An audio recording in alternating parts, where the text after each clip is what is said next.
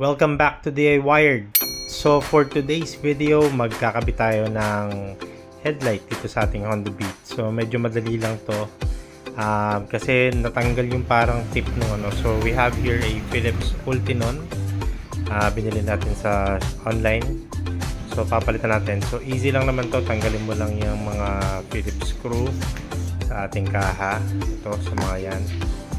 Okay, and yan, gagamit lang tayo ng Phillips screw. Depende kung ano yung nakakabit sa inyo. So, gumagamit ako nung pangtanggal ng mga case para sure na hindi siya mabibitak. And yun, so for those na may iiksi lang or malilit lang yung mga kamay, pwede nyo sundutin lang or dukutin yung ilaw. Pero in my case, hindi kasya. So, I have here a 10mm na pang socket. And then, dito sa ilalim meron pa yan. So, ito pa pala, may isa pa. Okay, so pag natanggal nyo na siya, so you can just simply yan, batakin nyo lang ng konti, pero ingatan nyo kasi medyo may mga clips yan and ayoko namang masira yung clip ng inyo. So yan lang yun yung bilog na yan, yung tatanggalin nyo yung rubber boots. So for those na magpapalit lang or replacement lang, ganun lang din kadali. Kaya nga pwede siyang dukutin if ever. Pero in our case, ito tanggalin ko muna, pakita ko sa inyo. So, ito yung LED headlight na luma. Natanggal yung dulo, if you would notice na wala yung ano. Yan. Yung parang glass na yan. Or plastic. Pagka kasi yung medyo mumurahin, ganun yun eh. Natatanggal. So, experience ko na yan. So, ito na yung bago. Philips Ultinon. Ganito rin yung nakakabit dun sa Vega Force ko. So, plug and play lang to. Napakadali.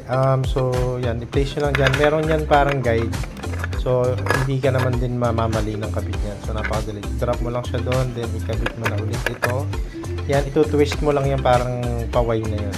Meron yung guide. So, hindi ka rin naman mahihirapan dyan. And syempre, to make sure na hindi naman siya magmo-moist, kabit ka lang ulit ng rubber boots.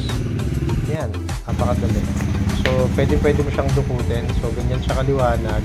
Medyo, I'm not sure kung ma-justify nung camera yung liwanag niya, but yan, mas maliwanag siya compared to dun sa standard o yung regular na bulbs. Yan. Okay, so yun lang naman. Gusto ko lang ipakita and then syempre, pwede nyo nang ibalik yung inyong pagkatapos para